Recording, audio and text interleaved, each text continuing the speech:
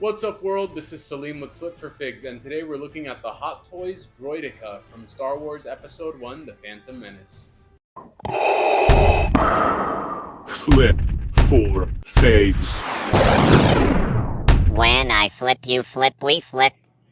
Alright, so here it is, the Droideka. Now, this was actually a lot bigger than I thought it was going to be. I remember reading on Sideshow that the figure is around 12 inches high, and I thought, well, that's the size of like an average human in Hot Toys form. And for some reason, I remember them being shorter. So I actually had to rewatch Episode 1, The Phantom Menace, and it's only in the final scene, where they're in the palace, and you can really kind of see their size compared to like Padme and the Captain Panaka, and you do realize that they are the size of a human, which makes them even more intimidating than they already were. For some reason, I thought they were shorter than like a Battle Droid or a Super Battle Droid, which I guess they kind of are. I'll do a comparison later. But yeah, I just remember thinking that it might look awkward being as tall as it is next to the other figures in my collection. But once I got it, I mean, man, it's just really cool. Now you can kind of, as you could see here, it's got a bit of a wide footprint, but if you need to, you can actually bring the legs in more closer to the body and still have it stand up. So this way it takes up a little less space. I think this is what people with DTOP units or people who are limited on space might do. It does make the figure a little bit taller, but otherwise it does a pretty wide footprint. Now you can kind of move the the arms out. You can kind of articulate it a few different ways. You can change the positions of the guns. These are actually fabric. They're not like, I thought they were going to be like a flexi tube kind of material, and I thought that, oh shoot, those might get they might wear out over time. But since it's kind of like a fabric and it's kind of woven, I don't think that there's any risk of that happening. You can play around with the center eye here. Now, I read that a lot of people were kind of disappointed it didn't have light up features, and I too agree that it would have been great if you could hook this up via USB and kind of have these lights lit up, or maybe some sound effects, or even if they went with button cell batteries. I know that that's not ideal, but it may have been more feasible on their part, because they can usually get light up features in small places using those button cell batteries. And then you could have gotten a solution from someone like Fusion Reactors. Shout out to him for always helping us light up figures instead of those button cell batteries. You'll see, you can kind of admire its beetle-like shape from the back, and then these kind of flare out. I guess these are kind of like protection. I don't know if anyone knows the technical names for all of these kind of different pieces and pistons and whatnot, but it's a really cool figure, and I'm gonna try to roll it up. I've never done that before, so you'll see me struggle on camera. If it takes too long, I may just fast forward that bit, but let's see if I could do it.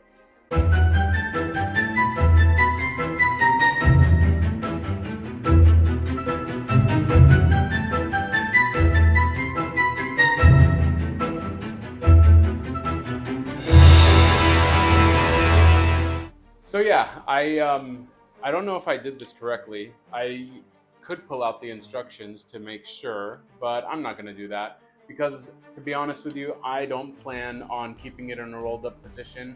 And even if I did, which I would only do if I had two of them, I probably wouldn't be rolling it around, because I don't want to miss up the paint applications.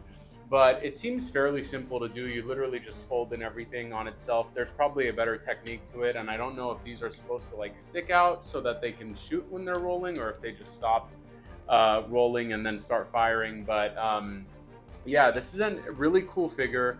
Again, a lot bigger than I thought it was going to be, and which at first was kind of a deterrent. I thought it might look awkward, and being that there's so few Phantom Menace figures, I am kind of, it is kind of intriguing that they decided to go with this over like, I guess some of the more prominent or missing characters. Although I guess they have Qui-Gon, they have Darth Maul, and now we're getting Jar Jar Binks. And so we're really only missing, young Anakin. I would love to see young Anakin come with like Padme in that blue outfit from Tatooine. or even, you know, Anakin with Watto, or Anakin with a pod racer. Literally young Anakin in any form I would take. I do have the Play Toys Amidala, which is kind of a nice substitute. You know, it's really great to have her in the collection because I think that it really, uh, you know, is a cohesive tie-in to the Phantom Menace.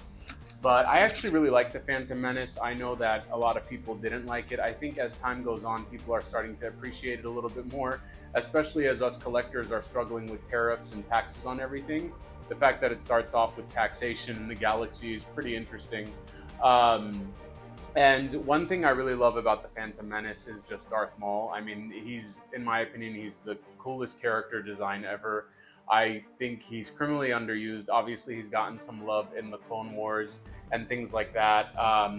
And I think he's going to get his own series on Disney Plus soon. But I just wish he was the villain for all three Star Wars movies. I wish he was like the Darth Vader of the, you know, the prequel trilogy.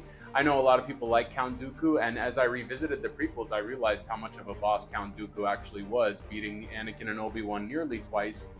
But we're here to talk about this Droideka. So let's see.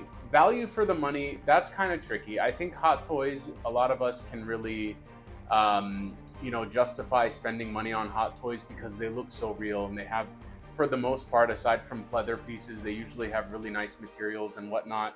But I think in this situation, I've heard some people say it's kind of like just a large Hasbro figure, which obviously it's not. I mean, you could still tell that a lot of detail went into this, and the paint applications are tremendous, and the fact that it can fold up despite how delicate it looks is great. But you know, the fact that it was the same price as an ordinary Hot Toys figure, which comes with a head sculpt that an artist had to spend, you know, hours or weeks or however long working on, and then getting the paint apps just right, it seems a little ridiculous to me. I think it should have been around $200. I think that about all the droids. I remember when I ordered the Super Battle Droid from Attack of the Clones, which I'll pull out here in a second. I remember thinking, okay, seems a little overpriced. And I know Hot Toys in general, I mean, depending on who you ask, like if you ask my wife, she thinks I'm crazy for spending this much on individual figures. But I think for collectors, we can appreciate Hot Toys because of the level of detail in them. It's just harder to stomach when it's a droid. You know, I think this one, out of all of the droids, the regular Geonosian Battle Droid as well as the Super Battle Droid, I think this one, I guess, makes the most sense price-wise because of, you know, the fact that it has the functionality and just all the different pieces and how delicate it is. I mean, you know, even though it looks really delicate and flimsy, I feel like it'll hold up pretty well, and I don't think they would allow it to fold or encourage people to fold it if it didn't hold up well. But yeah, in terms of value to your collection, I think that if you have an Episode 1 collection, or even a Clone Wars collection, because the Droidekas were in a lot of the movies as well as the Clone Wars and the Bad Batch and things like that. So you can place this Droideka in a lot of places. It's not exclusive to Episode 1. With that said, if you are building a display, since there's so few Episode 1 figures, I really like that we have this. And I also do put the Pit Droid from that Book of Boba Fett set with my Episode 1 collection just to flesh it out a little bit. But yeah, that's the Droideka. Now let's compare them to the other droids.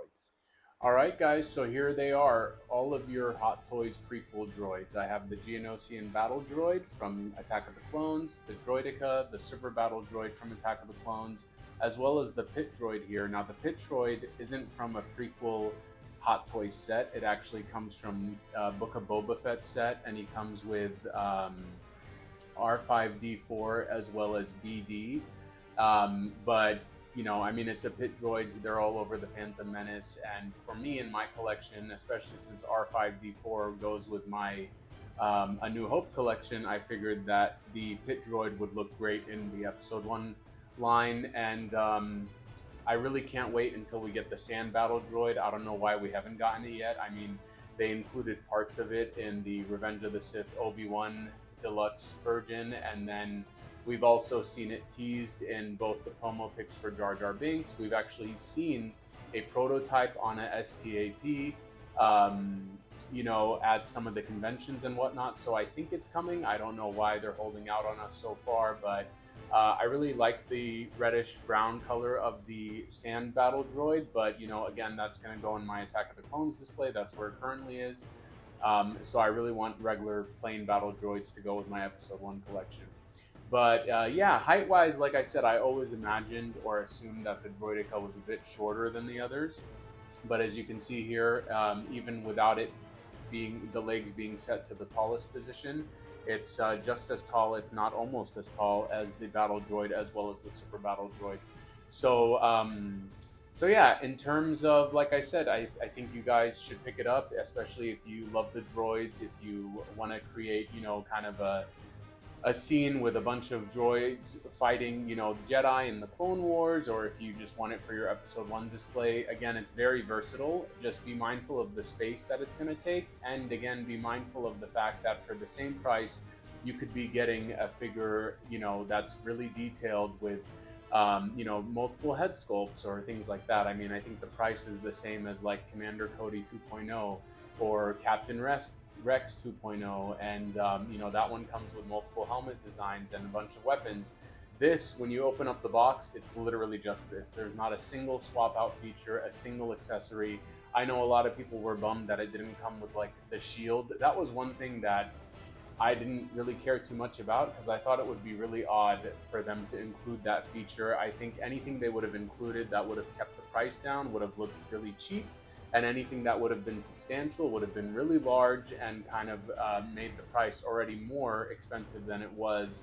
And to be honest with you, I probably wouldn't have displayed it in my collection even if there was a shield, because it's essentially a big ball that the destroyer droid, the Droideka, would have to fit in, and it's already taken up a lot of real estate. At least, here you can position other droids behind it and whatnot. But if it was just a big ball, it would be like a fishbowl around the Droideka, making the space required for it even more substantial than it already is. But yeah, that was my review. I hope you enjoyed it, and stay tuned for more reviews. Again, this was Salim with Flip for Figs, and I hope to see you next time. When I flip, you flip, we flip.